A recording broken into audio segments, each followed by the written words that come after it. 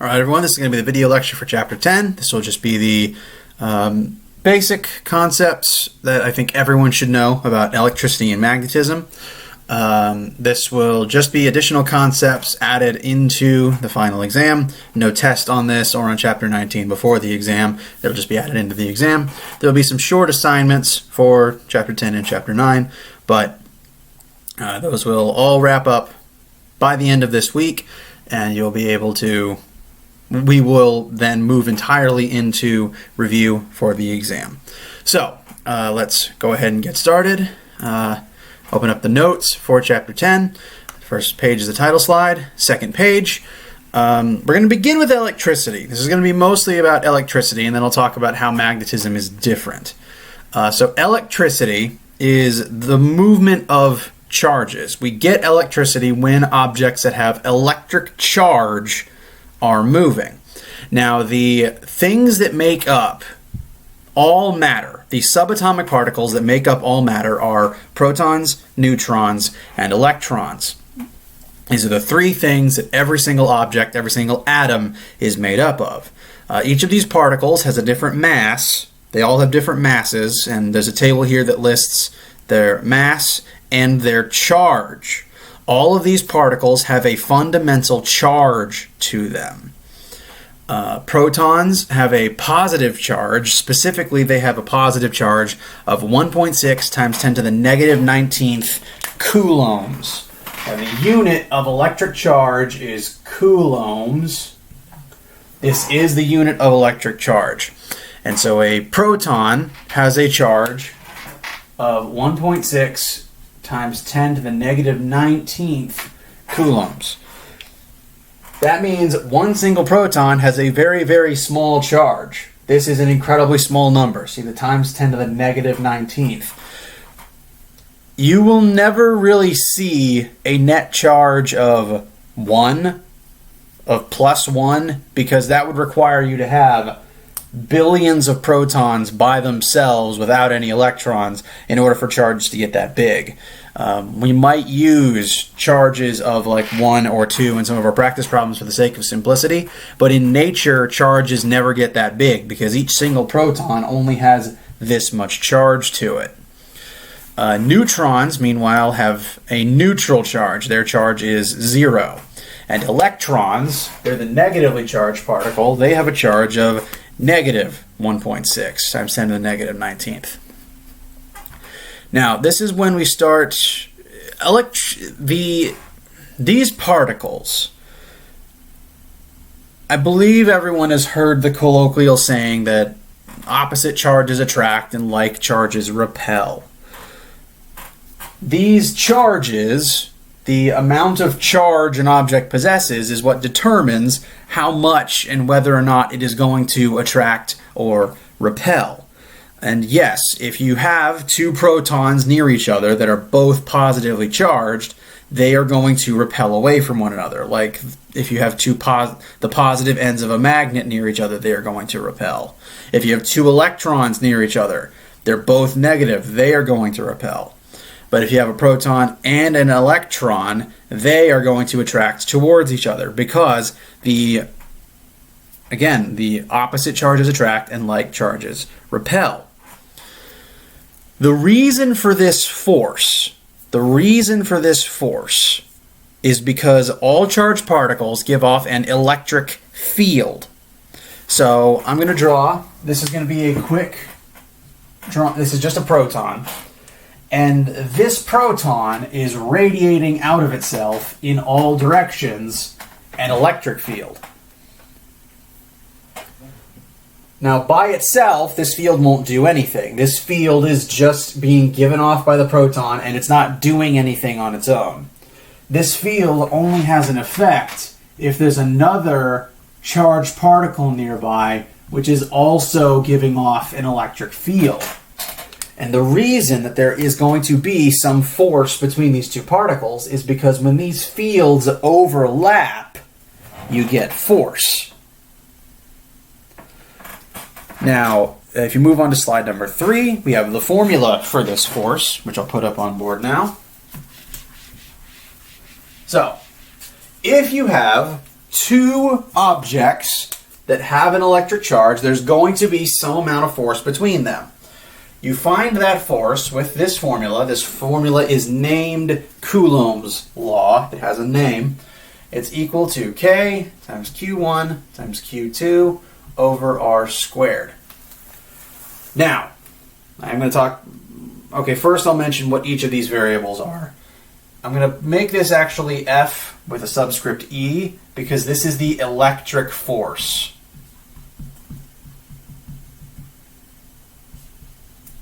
It is a force. It is measured in newtons. It is a normal force. It's just caused by the interaction of these two charged particles with one another. So when you put charged particles next to each other, there will be some force between them, either pulling them apart or pushing them together. This is that force.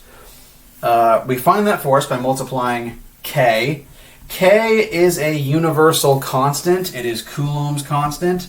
K is always going to be the same number. That is going to be, 8.99 times 10 to the 9th. This is a freebie. This is a constant. Wherever you see lowercase k in this formula, this is the number you plug in. It's like when you see G and you know you can plug in 9.8. Now we have Q. This is the charge. Might I write a Q again? The Q's represent the charge of each object present.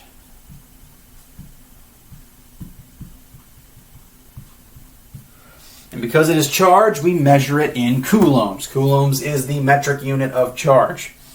So there's two Q's in this formula. We have Q1 and Q2. That's because for there to be a force between two objects, there needs to be two objects with charge.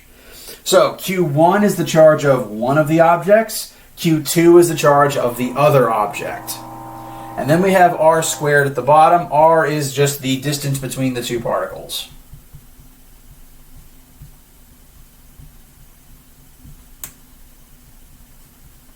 R is just the distance between particles.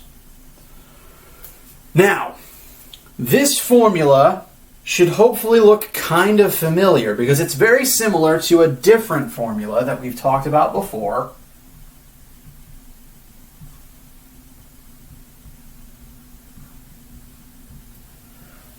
This is the formula we use to calculate the force of gravity between any two objects.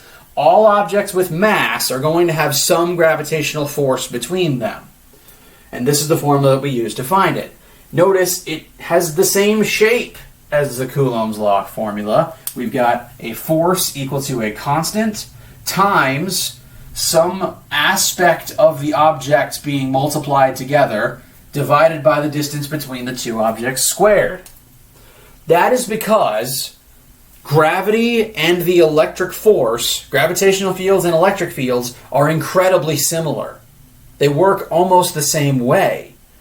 The difference is that gravity works based on mass, meanwhile the electric force works based on charge. Every piece of matter you have ever interacted with is made up of protons, electrons, and neutrons. All of those particles have some amount of mass and some charge. The exception being neutrons, which has a charge of 0.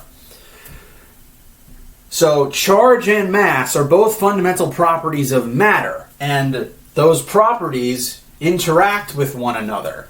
The charges of matter will interact with one another to create the electric force. The mass of matter will interact to create the force of gravity.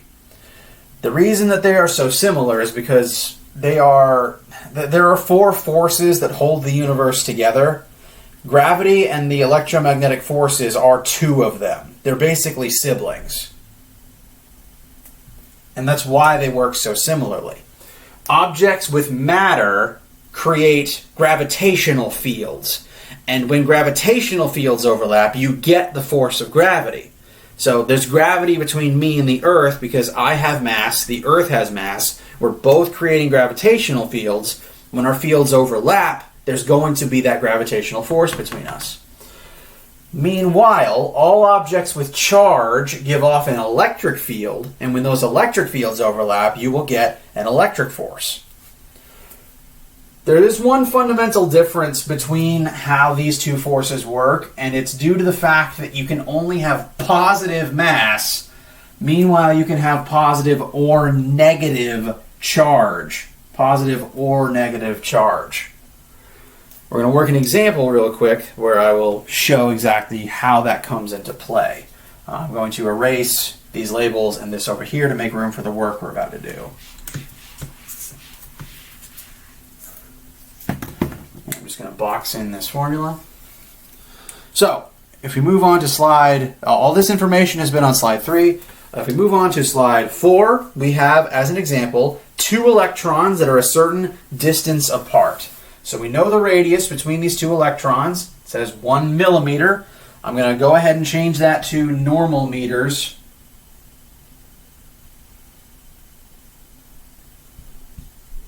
So 1 millimeter is going to be 0.001 meters. We are also told that these objects are electrons. Electrons, they're both electrons, meaning they're going to have the same charge. And we know what the charge of an electron is. If we go back to the table on slide number 2, we can look up the charge of a single electron. That's going to be negative 1.6 times 10 to the negative 19th coulombs. And K is always going to be the same constant of 8.99 times 10 to the 9th. So we are asked, what is the magnitude of the electric force between the 2 electrons in this example? And we have everything we need to use our electric force formula. So, force electric is going to be equal to K, which is always going to be 8.99 times 10 to the 9th, times, we have Q1 times Q2. Now, they're both going to be the same thing. We're multiplying the same thing together here. So I'm just going to write, for the sake of simplicity, 1.6 times 10 to the negative 19th. Sorry, make sure it's negative 1.6. But because we're just going to multiply it by itself, I'm just going to add in a squared there. And then divided by radius squared. So that's going to be 0.001 squared. And this will tell us the force, the actual force, between these 2 electrons. So, I'm going to do this one step at a time in my calculator.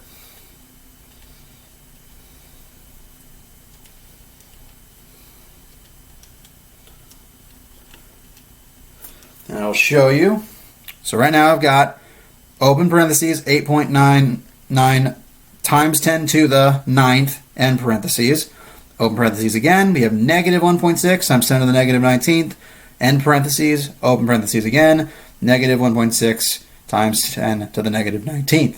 So this is all of the multiplication up here. We've got both Q's and K together.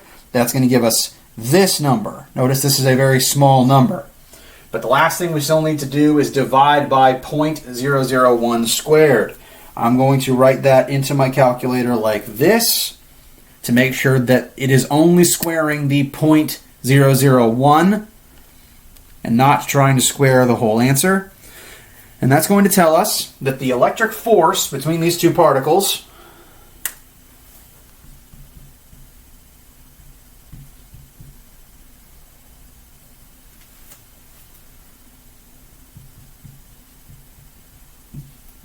is going to be 2.3 times 10 to the negative 22nd newtons. That is a very small force. This is not a whole lot of force. But to contextualize this force is going to be acting on electrons. If you remember Newton's second law, force equals mass times acceleration, this teeny tiny force is going to be acting on the mass of an electron. So the second question on the slide asks us, what is the resulting acceleration of each electron going to be? So if we plug the force we just found in, we can go to the table on slide 2 in order to find the mass of an electron. Electrons are teeny, teeny, tiny subatomic particles. The table on slide 1 tells us they have a mass of 9.11 times 10 to the negative 31th. And so then we can find the acceleration. Whoops. Sorry, I just pressed the wrong button on my calculator. Nothing to worry about.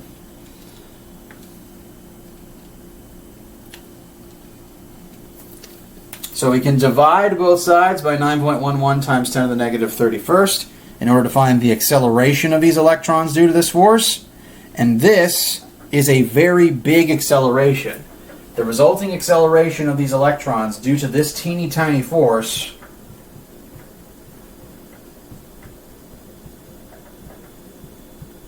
is going to be huge. 252 million meters per second squared. This is a huge acceleration because even though this force is tiny, it's acting on an even tinier mass, the mass of a single electron. Now, some things to note about this force. Just like how gravity pulls inwards on both objects, so gravity is pulling me down with a force of 1,000 newtons, but subsequently I am also pulling up on the Earth with a force of 1,000 newtons because of Newton's third law, equal and opposite reactions. This force is being applied to both electrons. The first electron is going to be pushed with this force this way. The second electron is going to be pushed with this force this way. This force is being applied to both electrons. The first electron pushes this one with this force. The second electron therefore must push back with the same force. So this force, the force you get out of this equation, is going to apply to both objects involved. It's very important. Another thing to note is we plugged in two negative numbers. We plugged in two negative numbers and we got a positive force. When we got that positive force, the particles are being pushed apart from one another. We know that electrons, like charges, are going to repel from one another. So that should tell us that if we get a positive number out of this formula, that the particles are going to repel. We can confirm this if we instead looked at protons. If we looked at protons instead, we would plug in positive 1.6 two different times. So we would take out the negative sign. That would not change the answer at all, because right now, since we're squaring the negative, it goes away. If we got rid of the negative, nothing would change. We would still get a positive answer out if we were instead looking at protons. If we were looking at protons, the force would be the same, and it would still be repelling from one another. We'd still get a positive answer, and the objects would still repel. So, general rule that I'm going to write up on the board. This is a general rule. If you get a plus sign for your force answer, the objects are going to repel. Meanwhile, say one of these particles was positive and the other was negative. In that case, we would plug in one positive for one of the Q's and a negative for the other Q. In that case, we wouldn't be squaring the answer because they wouldn't be exactly the same. We'd be multiplying a positive by a negative, and that makes a negative. That means if we were doing a proton and an electron, where one was positive and one was negative, we would get a negative answer. We would get a negative answer there. And we know that objects of opposite charge attract. So if you get a negative answer out of this formula, that means the charges are going to pull towards one another. They're still going to, they are still going to exert the same force on each other. It's just going to be inwards instead of outwards. And this is one of the big differences between the electric force and the force of gravity.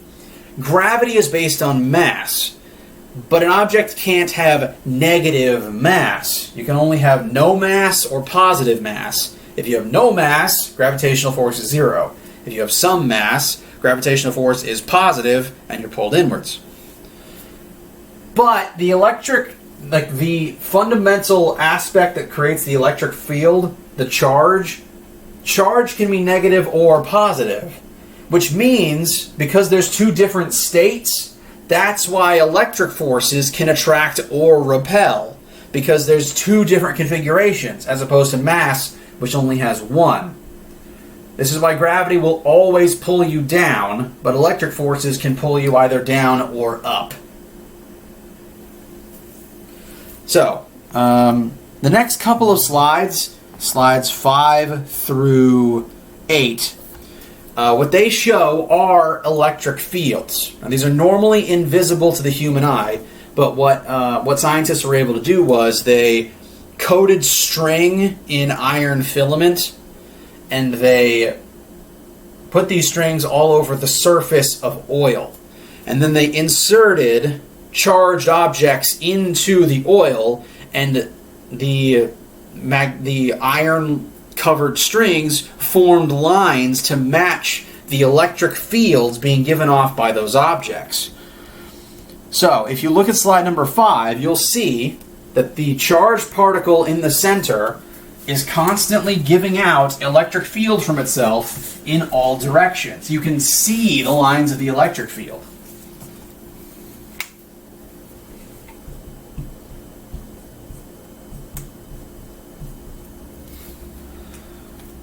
And if you move on to slide 6, you'll see what happens when two objects that both have charge get near one another. One object by itself is just going to give the field out in all directions. But when you bring in a second object, the field lines start bending and getting a little more complicated. So what's happening here is the two fields are overlapping and reshaping one another when they overlap. And this overlapping is what creates the electric force. Just like how your gravitational field overlaps with the gravitational field of Earth to create the gravitational force that affects your body. Slide number 7 shows this happening in three-dimensional space, because this does happen in 3D. A single proton is going to give out electric field in every single direction, so this sort of combining of fields happens in three-dimensional space. And then on slide 8, this is actually what happens when particles repel one another. This picture on the board here that shows the lines going from one into the other, this is what happens when the two objects are going to attract towards one another. But if the two objects are going to repel, the image would look more like what you see on slide 8, where the fields are literally fighting each other. This is what happens when you have two protons or two electrons fighting. The fields don't actually like overlapping if they are repelling one another, and the reason they repel is because they are fighting and pushing away from each other so that they don't have to occupy the same region of space. So, the electric fields overlapping is what creates the electric force, and this electric force is what creates electricity, because this is literally the force that pulls charged particles around into electric current. For example, probably the oldest example of electricity that humans are familiar with is lightning. So, what we have here is a poorly drawn cloud and a poorly drawn tree. Lightning happens during storms when clouds, basically they sort of rub into each other. They have friction as they slide across each other. And basically, they'll charge up the same way you can charge yourself up when you rub your feet across a wool. When you have socks on, you rub your feet across the carpet. You can build up charge through friction. This is shown in slide number 9 with an object called a Van der Graaf generator. This is that machine. It sort of looks like an iron bulb that will build up a charge, and when you touch it, your hair stands on end. This machine gathers electric charge, and it creates a net positive charge in the bulb.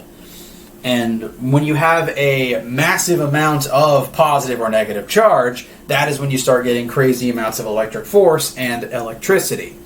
So, the Van der Graaf generator uses friction to separate protons from their electrons. The same thing happens in clouds. The clouds rub across each other, and friction causes certain clouds to gather and gain a bunch of electrons. These are all minus signs to indicate the negative charge of electrons. So right now this cloud is very negatively charged. Meanwhile, this cloud is drifting along and it's about to float over this tree.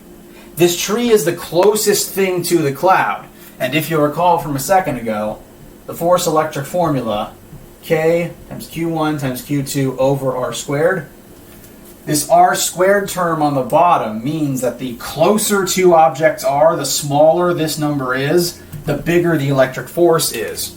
So as this cloud is drifting along, it's loaded with electrons, and those electrons don't want to be anywhere near each other. These electrons want to repel from one another, but they can't get out of the cloud yet. As the cloud drifts, though, it's going to get near this tree, and eventually it's going to get so close to this tree that this R is going to keep shrinking, and the electric force between the cloud and the tree is going to get so big that force is literally going to be able to rip the electrons out of the cloud and force them to travel down into the tree in a lightning bolt. Electricity, the movement of electrons to create electricity, is due to this force. This is the force that's going to push electrons around in order to make them move and create the electricity. This is what your phone runs on. Your phone's battery exerts this electric force on electrons inside of itself to force the electrons to start moving around. And as those electrons move through the circuitry in your phone, they power and activate all of the individual parts. So this, the electric force, is the root cause of all electricity. Specifically, it creates electric current. So when most people talk about electricity, we're moving on to slide 10 now. When most people talk about electricity, they're probably referring to electric current. Now, this is the actual movement of electrons. And again, whenever you turn on one of your electronic devices, there's moving charges through all the wires, through all of the circuits. As those charges move, they are forming electric current. And current is literally defined as just the movement and the flow of electrons. You can kind of think of it as the flow of a river. Just replace the water with electrons. So the electrons are moving through the wires like how water in a river flows downstream. Hence why we call it electric current, like water or river current. And we can calculate current with this particular formula. Again, physicists ran out of reasonable letters a long time ago. The variable for current is I, and the unit for current is amps. We measure current in amps. I know you've probably heard of amps as a unit before, and it is specifically used for electric current. So amps measures how many electrons are moving through your system every single moment. And the formula is very simple. It's just the current is equal to the flow of charge, the change in the charge through the system, divided by the time it takes. It's just the movement of the particles, the flow from point A to point B. So we measure current in amps, and something that's very important to know, amps are dangerous. Amps, the current is literally the movement of the electrons, and if there's a lot of electrons moving, that's going to be dangerous for a human being. Most systems where we design electricity, where some device will be used by humans, we try to have it use as little current as possible, because the current is what is dangerous to a human. If a lot of current flows through your body, that means a lot of electrons are surging through your body. That can be what actually messes you up. So current, high current, is extremely dangerous. 1 amp, we measure current in amps. 1 whole amp is already incredibly bad for you. For scale, we usually try to have a lot of our devices run on milliamps of current. We try to make it such a lot smaller than that so that it's not as dangerous to the human body. But the current is just the flow of charge. So let's utilize this in a quick example. Let's say that we have a circuit, one circuit that has 6 milliamps running through it. So This particular circuit, we are told, has 6 milliamps flowing through it. We're going to go ahead and convert that to regular amps, 0.006 amps. So that is the current through this circuit. So we are asked, as the first thing, over 1 minute, how much charge is going to exit the battery. So our time is 1 minute. Now remember, we like seconds for all of our measurements, so we're going to go ahead and convert 1 minute to 60 seconds. And the first thing we're asked is, over 1 minute, how much charge is going to exit this battery and flow through this circuit? So electric current is charge over time. So we know the current, we know the time, we want the amount of charge. So for our current, we're going to plug in our 0.006. We want delta Q, and for our time, we have 60 seconds. So we just need to multiply by 60 to solve for Q. And that's going to give us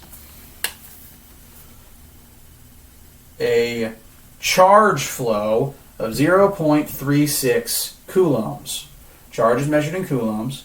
So this is how much charge is going to flow through this particular circuit in 1 minute. And this is a pretty typical sort of circuit. You have a low amount of current so that it's not dangerous. 6 milliamps is pretty average in that regard for a small scale circuit involving like a AA or a D cell battery. And over 1 minute, this much charge is going to exit the battery. Now, we are asked one more question, and that is, how many electrons is this? This much charge has flowed. What that means is a certain number of electrons has to move through the circuit in order to generate that amount of current. Now, we know that we know what the charge of 1 electron is, so we can use that as a conversion.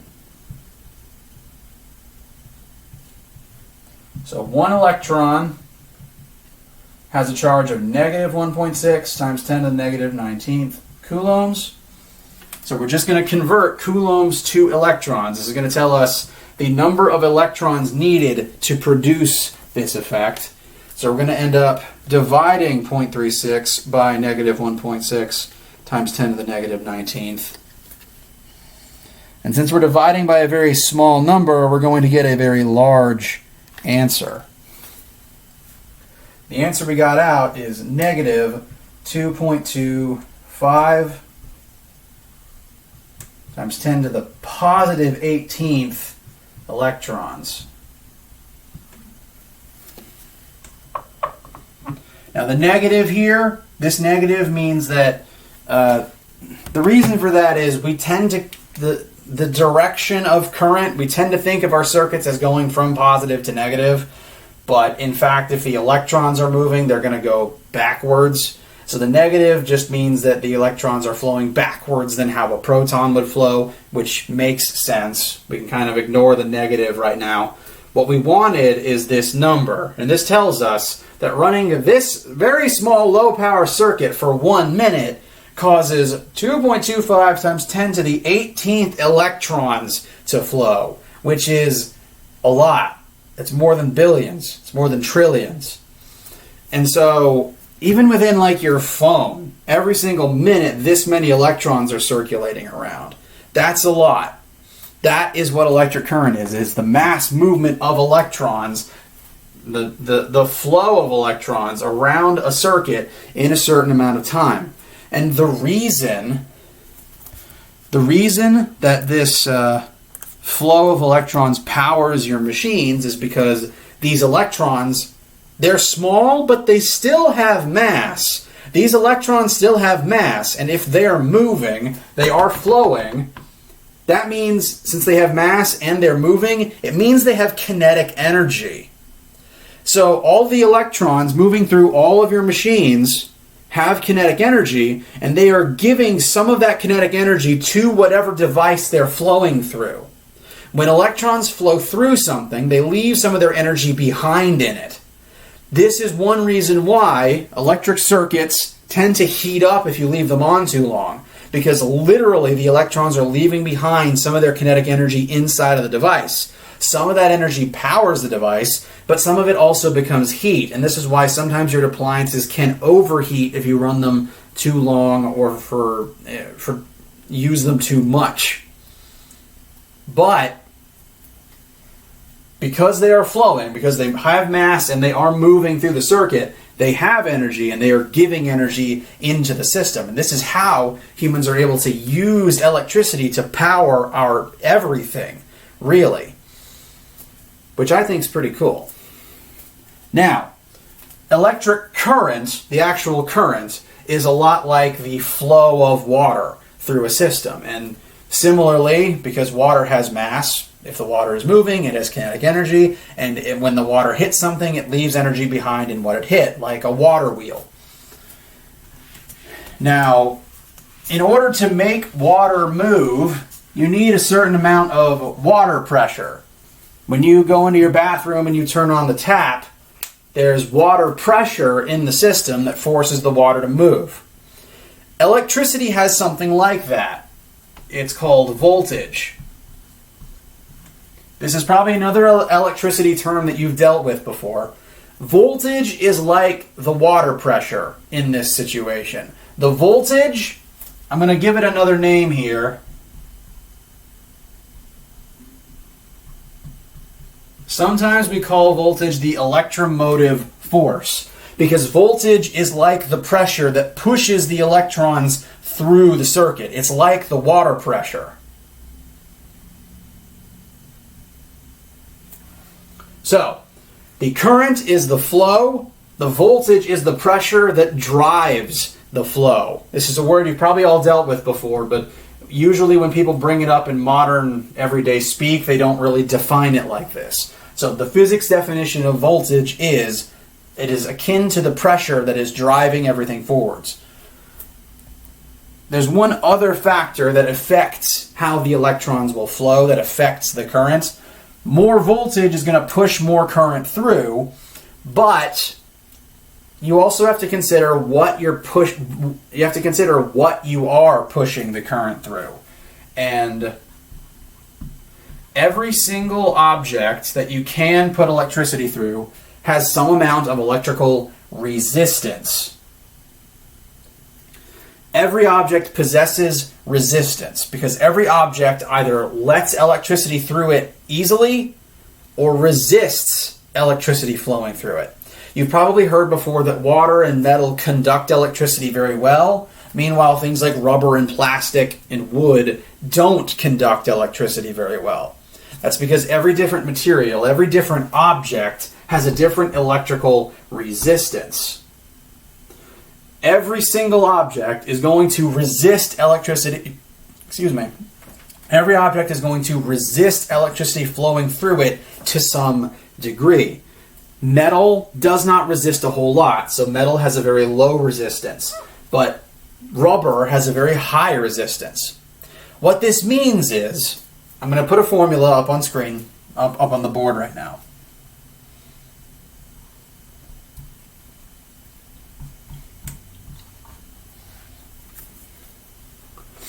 I'm actually going to put this formula up here twice in two different configurations.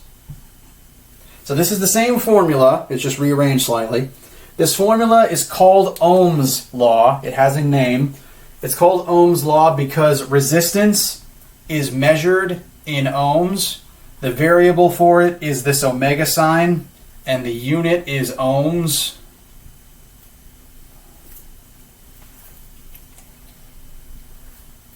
And every object has a certain amount of resistance. Every object has some amount of ohms that tells you if it's going to be easy to put electricity through it or hard to put electricity through it. Now, if you think to, again, a water pressure example. When you, say you have two different pipes, two different hoses that you can send water through. So we have here a very narrow hose and a very wide hose. which one is going to be easier for water to flow through? It's going to be this one. There's more space for the water to occupy. This larger pipe does not resist the current flowing through it because it provides a lot of space for water to flow through it. Meanwhile, this narrow pipe, there's not a lot of space and it resists the water flowing through it. In order to get the water through this narrower pipe, you need more water pressure to force the water through. And again, if we compare that back to electricity, if an object has high resistance, like rubber, it takes more voltage, more pressure to push the electricity through it. So electricity can get through rubber, it's just you have to crank the voltage up to insane levels in order to do it. Meanwhile, because metal has very low resistance, it does not take a lot of voltage to push electric current through metal. That makes it easier, and that's why all of our circuits tend to be made out of metal. So what this formula tells us is, in order to have current through an object, there has to be some voltage that pushes the current through whatever the resistance of this object is. Any object can have current through it, you just need voltage to push the current through the resistance of that object. And this formula comes prearranged in two different forms depending on how you need it. So, really quick, small example of this particular formula. You're a scientist. We're moving on to slide 14 now. This information about Ohm's law was on slide 13. There's a quick sample question on slide 14. You are setting up a science lab. You are told that your equipment needs 2.5 amps of current and that your lab, the wall outlet, supplies 100 volts of voltage. Now, in the United States, all of our outlets are standard and give off a certain amount of voltage. The voltage is what pushes the current through, so all of our outlets are rated to have a certain amount of voltage through them. Your machines need this much current in order to stay powered. So, if this much voltage is being applied to them, what does the resistance of your system need to be? The resistance of the cables in your system, what does this need to be to make sure that this voltage is supplying this much current? That's when we go over here to Ohm's law. So, our voltage is 100, our current is 2.5, and we want to know what our resistance needs to be. So we're just going to divide both sides by 2.5, and that's going to give us a resistance of 40 ohms. Sorry, let me rewrite that.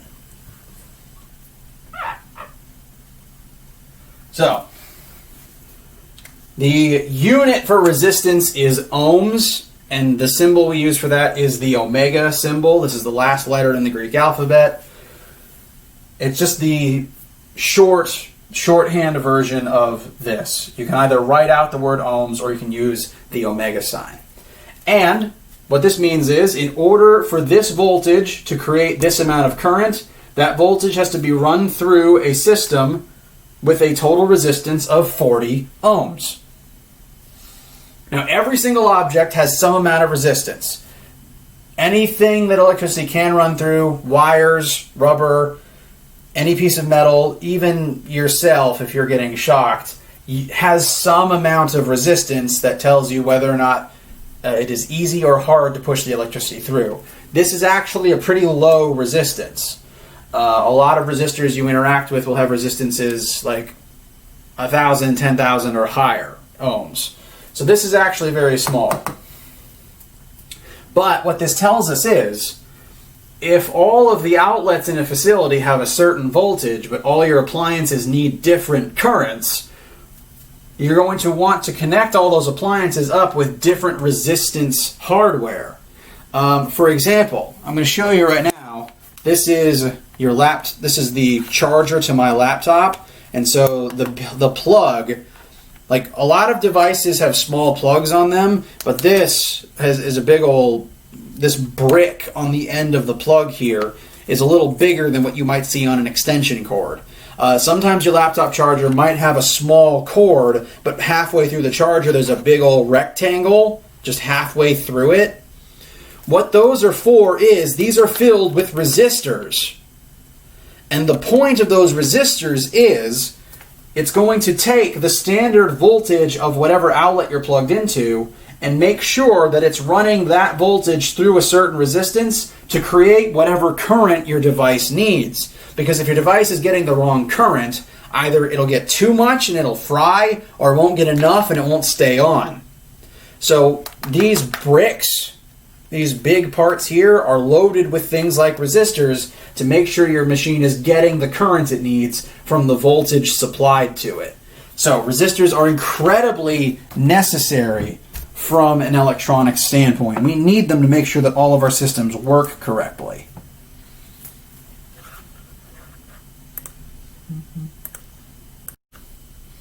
All right, so this is the last new formula. We're getting close to the end now. We're going to talk a little bit about electrical power, because this is important for understanding why your devices need energy and why they need the amount that they do. So, every time we've used power in the past, it refers to the rate at which energy is used. And that's still the same here. We still have our old formula, power equals energy over time. So, all of your machines need a certain amount of energy in a certain amount of time in order to stay on. Say, for instance, you have a 60-watt light bulb. 60 watts is equal to 60 joules in 1 second. So your 60-watt light bulb needs to be getting 60 joules of energy from electrical current every single second in order to stay on.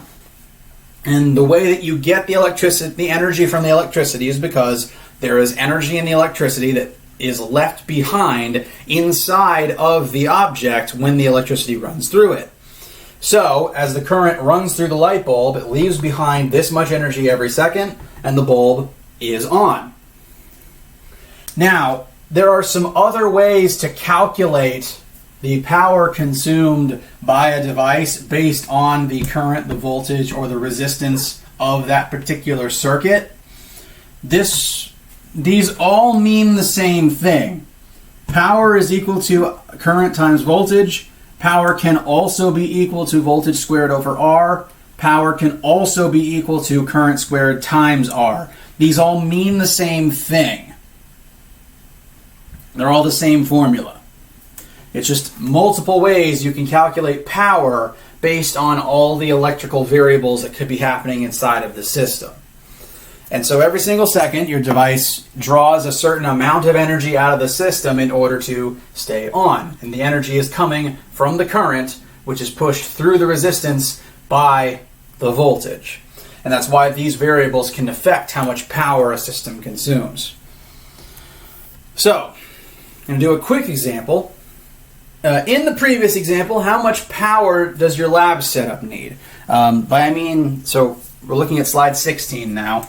When I say previous example, I mean the lab setup from a second ago, where we found the current in the lab was 2.5 amps, the voltage in the lab was 100 volts, and the resistance that we needed to make everything work was 40 ohms. The question is, how much power is this setup going to use? And we have 3 different formulas to tell us the power that our system draws. So we can first multiply current times voltage. That's going to be 2.5 times 1,000. Times 100, excuse me. We can also do power is equal to voltage squared over R. That would be 100 squared over 4T. Excuse me, my zeros look a little weird sometimes. 40. Our last one, we could also do power is equal to current squared times resistance.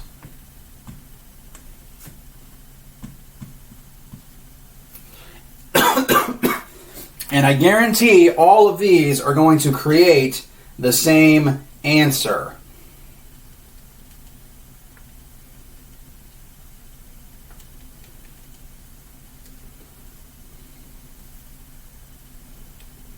Sorry, messed up what I put in the calculator.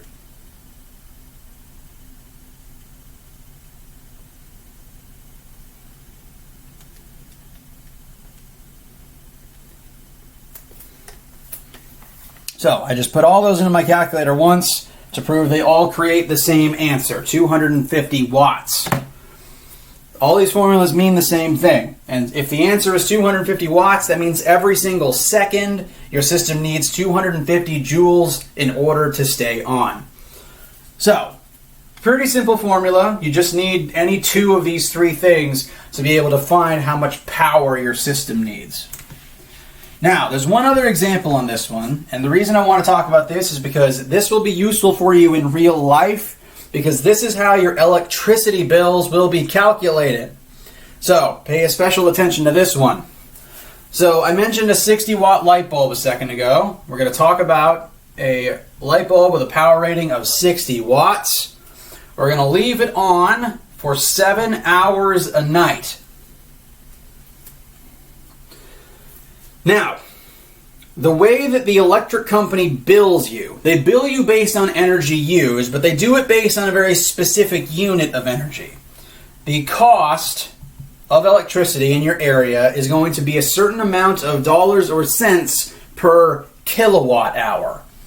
So I'm going to write here that the ratio of dollars to energy is 10 cents per 1 kilowatt hour. This is a very specific unit of energy, 1 kilowatt hour. That means it is literally kilowatts times hours. Kilowatts times hours. And the question here is, how much money does it cost to keep this light bulb turned on for 7 hours? So the first thing we need to do is find how many kilowatt hours worth of energy this uses up. So I'm going to put a quick impromptu formula on the board.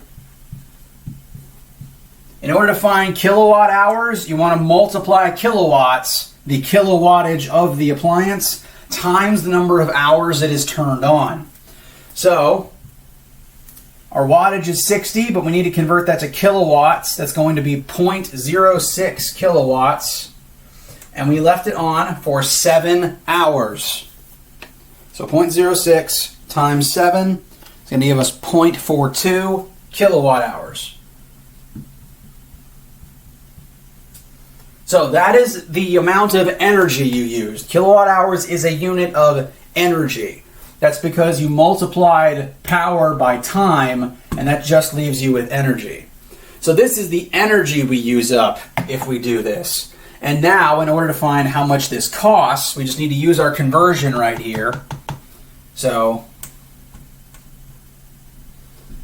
0.42 kilowatt hours, 10 cents per 1 kilowatt hour. So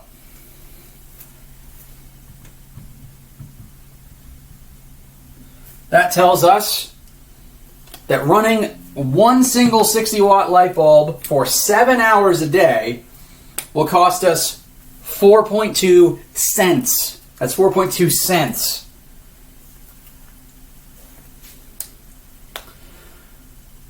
So this is a technique you can use to understand and quantize your electrical bills, and this is also proof that leaving on a single light bulb is not that expensive.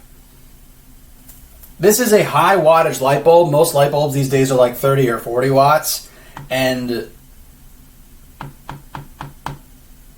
I don't leave mine on for 7 hours a single day. So odds are a single light bulb in your home is probably running you even less than this, as long as the price of electricity in your area is not much higher than 10 cents per kilowatt hour. So that right there is just some practical explanation for how your utility bills are going to work in the future. Okay. So that has wrapped up electricity. The next couple of slides, 17 through 19, I'm going to be comparing electricity and electric fields to magnetism. So on slide 17, I explain a little bit about magnetic fields. Magnetic fields are like electric fields and gravitational fields in that when one magnetic field overlaps with a different magnetic field, you will get magnetic force. It's much the same way that you create gravitational force and electric force. Magnetic fields and forces are similar to electrical fields and forces because you can have a north and a south magnetic pole, like you can have positive and negative electric charge. And again, positive poles repel positive poles, but attract negative poles, so opposites still attract, likes still repel, etc. So magnetic fields are very similar to electric fields because they come from the same place. I mentioned the four forces that hold the universe together. We've got gravity, and then we have the electromagnetic forces. So the electromagnetic forces contain both electric forces and magnetic forces. So they're the closest related of the four forces that hold the universe together. They are very similar, but they are distinct and different. By itself, a proton does not create a magnetic field. Magnetic fields and electric fields are, in fact, different things. That is important to note. They are similar, though. Slide 18 mentions some of the similarities. Again, what I've already mentioned. But they are different. Magnets are not the same thing as the charge you get from an electron. Magnets are their own unique thing. What creates a magnetic field is the alignment of certain particles and parts of the material that makes up the magnet. And there's different types of magnets and different ways that they are created. What's important for you to know, what I want you to know, is that magnets and electric fields are not the same thing. They're similar, they're related, but they're not identical. Slide 19 shows some practical examples of the way that we use magnetic fields in the real world that are different from how we use electric fields in the real world. The biggest example is actually Earth's own magnetic field. We use Earth's magnetic field for navigation, for one thing. You can use a compass and it'll point towards the Earth's north magnetic pole. But notice, the magnetic field of the Earth is not affecting measurably our electronics. Magnetic fields and electric fields are similar, they are related, but they are different. So the magnetic field around Earth is not the same thing as the electric fields inside of your phone. Magnets can still mess up your computer, but by damaging it in other ways. It's not the same type of damage as overloading it with electricity. So Earth's magnetic field, we use it for navigation, but it also protects us from space radiation. Literally, Earth has a magnetic field around it at all times. It sort of acts like a deflector shield you might see on Star Wars or Star Trek. It's literally a barrier that protects the Earth from radiation and charged particles from space. We get light from the sun, but the sun is also sending out, in all directions, a bunch of charged hot plasma and other types of radiation. And our magnetic field is able to block them. And it's able to block them because it's not the same thing as an electric field. If Earth had an electric field instead of a magnetic field, this wouldn't work. Earth is only habitable because we have a magnetic field protecting us from dangers from space, like the radiation and the space dust, the solar wind, the hot plasma that we get from the sun. Because it's a magnetic field, it is able to deflect those things. We also use magnetic fields in motors and generators. If you basically put a certain system inside of a magnetic field and make it spin, we use that to create electricity. Subsequently, we can also use electricity to make a magnet spin, and that's how we create a motor. And lastly, we also encode magnetic information on things like debit and credit cards so that the card itself, the actual magnetic combination on it, triggers something inside the machine that is reading it, and you're able to securely send information using that. Magnetic fields are very useful, but they are not the same thing as electric fields. That's important to note. But with that, that'll wrap up all the electricity and magnetism stuff for Chapter 10 of Physics 1000. Please come to me with any questions you have from these notes or from the short assignments that are going to go up for Chapter 9 and Chapter 10.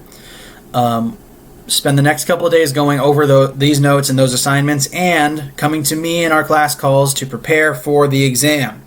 The exam is going to be next Monday because that is the scheduled point for all exam. That's a scheduled day for all of the exams. I don't have any say in whether or not that gets moved around. So we're going to spend the next few days preparing, getting everyone ready for that exam. Thank you all. Come to me with any questions you have at absolutely any time. Thank you all and have a great day.